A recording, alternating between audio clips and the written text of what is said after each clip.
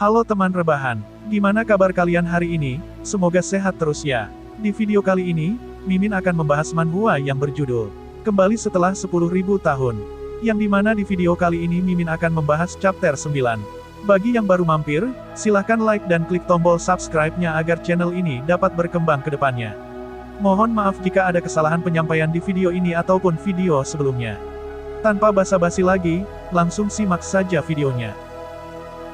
Selang beberapa jam kemudian, perabotan yang rusak pun dibersihkan dan pintu depan sudah diganti. Seolah sedang mengobati luka kepala ibunya dengan perban dan kotak P3K di ruang tamu. Sedangkan itu, Taehyun malah mencuci piring dan membersihkan kekacauan yang dibuatnya. Ia berpikir kenapa ia harus bertemu dengan orang seperti Kangwoo sambil menahan tangisannya. Sialan, kenapa pula aku harus bertemu orang dengan dia? Kangwoo yang di saat itu sudah mengeluarkan amarahnya, malah duduk memakai baju dan jaket Taehyun dan mencari sesuatu di gawai miliknya sambil minum teh di ruang makan mengawasinya. Taehyun pun kesal karena hal itu. Gak cuma buat aku babak belur, dia bahkan memakai bajuku seenaknya. Rajungan, saus tartar. Ia pun kesal akibat hal itu di saat ia mencuci panci bekas rebusan kimchi yang tumpah. Bangke, bisa-bisanya, ini semua cuma gara-gara rebusan kimchi.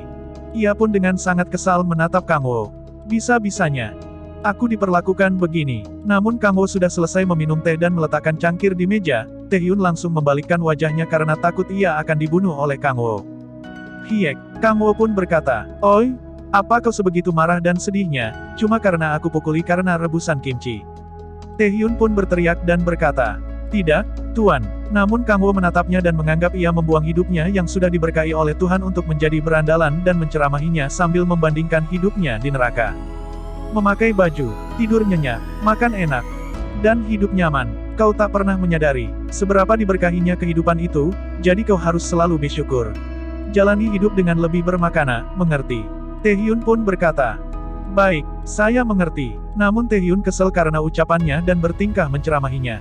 Bajingan ini malah bertingkah, "Sialan, awas saja kau ya. Setelah kulaporkan ke Andras, kau bakal Namun belum sempat mengatakan itu di hatinya, Kangwoo pun memanggilnya. "Hei, kalau kau sudah selesai mencuci piring ya, kemarilah." Ia pun terkejut ketakutan dan berkata, "Iya." Kangwoo pun sudah memikirkan bahwa membiarkan ia hidup tidak berguna dan untungnya dan berdiri dari tempat duduknya. "Aku dari tadi sudah memikirkannya. Dan aku sadar kalau tak ada untungnya membiarkanmu tetap hidup." Taehyun langsung pucat mendengar hal itu dan ketakutan. Kangwoo pun berkata lagi kepadanya, "Kau juga tahu kan, hidup yang benar dengan melakukan hal yang baik. Dunia tidak semudah itu." Taehyun pun sangat ketakutan dan tubuhnya mulai berguncang, namun Kangwoo menariknya dari belakang dan menatapnya dengan kekuatan iblisnya. "Jangan khawatir, aku takkan membunuhmu kok, tapi..." Mata Kangwoo pun berubah menjadi merah gelap dan mengerikan, ia pun menggunakan kekuatan iblisnya dan tersenyum seperti layaknya iblis. "Sekarat pasti lebih baik bagimu." Jiwa Taehyun pun terseret ke kekuatan mengerikan itu, ia pun terkejut melihat hal itu. Apa ini?" Ia pun melihat sosok iblis kuda bermata tiga, yaitu Demon Orobas iblis itu langsung mencengkram dirinya di saat ia ketakutan. Tidak, jangan mendekat." Iblis itu langsung mengarahkan Taehyun ke mata ketiganya, Taehyun pun sangat ketakutan karena hal itu dan berteriak, "Tidak, jangan mendekat." Kekuatan Kangwoo yang satu ini didapatkan dari Demon Orobas, yang menyebabkan kengerian yang tak terelakkan di dalam jiwa targetnya dan mengubah targetnya menjadi boneka. Taehyun pun sangat ketakutan karena hal itu dan mengalami sekarat di dalam jiwanya. Tidak. Kangwoo pun berkata, "Jangan pernah bicarakan tentang apa yang baru saja terjadi, sekarang nyahlah."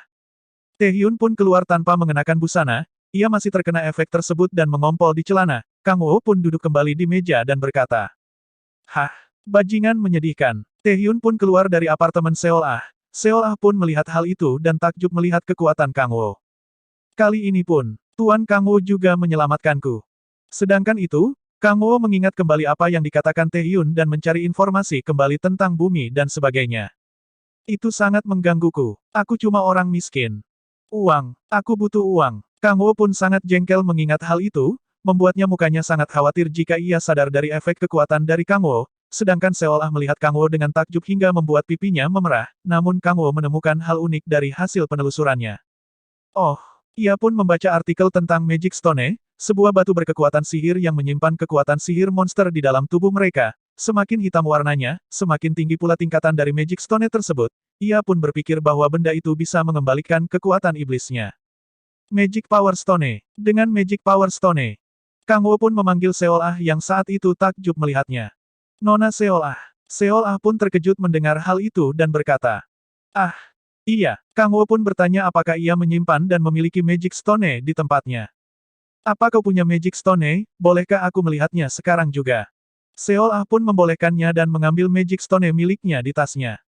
"Ya tentu saja, tunggu sebentar." Seolah pun memberikan Magic Stone kepada Kang Wo dan berkata, Ini adalah Magic Power Stone tingkat E yang kudapat dari perburuan Goblin." Kang Wo pun menggunakan kekuatannya untuk mendeteksi Magic Stone tersebut. Katanya semakin warnanya mendekati warna hitam, tingkatannya akan semakin tinggi. Seolah pun melihat Kang Wo yang sedang berkonsentrasi menemukan kekuatan Demonic Hunter, namun ia tidak menemukannya di Magic Stone tersebut. "Aku tak merasakan adanya Demonic Energi. Ini memang menyimpan kekuatan tapi bukan Demonic Energy." Kang Wo pun memikirkan pertarungan sebelumnya saat ia melawan banyak Goblin di mana ia pingsan. "Aku sempat merasakan adanya Demonic Energy sebelumnya, jadi kukira itu letaknya ada di dalam Magic Power Stone." Batu Magic Stone itu pun bercahaya memancarkan Magic Energy. Kang Wo pun berasumsi bahwa ini adalah benda penyimpanan Magic bukan Demonic dan berpikir dari mana asal energi Demonic tersebut. Tapi yang ada di dalam sini adalah hal yang berbeda yang disebut Magic Power, jadi dari mana asalnya Demonic Energy itu? "Ya, terserahlah." Kang Wo pun menyerahkan kembali kepada Seolah dan berkata, "Ini terlihat indah. Terima kasih, Nona Seolah." Seolah pun mengambil Magic Power Stone tersebut. "Ah, oke." Kang Wo pun berpikir untuk mengumpulkan Magic Power Stone supaya bisa mendapatkan cukup banyak uang. "Untuk sekarang, aku harus menjualnya dan mendapatkan uang yang cukup." Dan supaya melakukannya, ia pun teringat saat pertama kali ia keluar dari gate, lalu berkata kepada Seolah, "Nona Seolah, apa ada kantor player management di sekitar ini?" Seolah pun menjawab, "Tidak ada yang di sekitar sini, tapi yang ada itu adanya di kantor utama dekat stasiun Seoul." Seolah sudah berencana untuk pergi ke sana dan ingin mengajak Kang Wo ikut bersamanya. "Aku sudah berencana untuk pergi ke sana, apa kamu mau pergi bersamaku?" Kang Wo pun bertanya, "Kau juga mau ke sana?" Seolah langsung menjelaskan tentang situasi keluarganya yang sedang buruk akhir-akhir ini. "Ya, sebenarnya, situasi keluargaku sedang kurang baik. Itulah kenapa aku nekat pergi memasuki gate. Aku sadar betapa berbahaya dan nekatnya aku saat itu." Seolah pun tersenyum melihat Kang Wo dan berterima kasih karena telah menyelamatkannya dari kakaknya, Taehyun. "Aku bisa selamat berkatmu, Tuan Kang Wo, jadi sekali lagi, terima kasih." Kang Wo pun malu karena hal itu dan berkata, "Hahaha. Bukan apa-apa kok, aku cuma mau membantu orang lain sepertimu." Kang Wo pun tersenyum melihat Seolah dan memikirkan kembali masa lalunya. Setelah cuma melihat Demon selama 10.000 tahun lamanya, aku akhirnya bertemu dengan malaikat.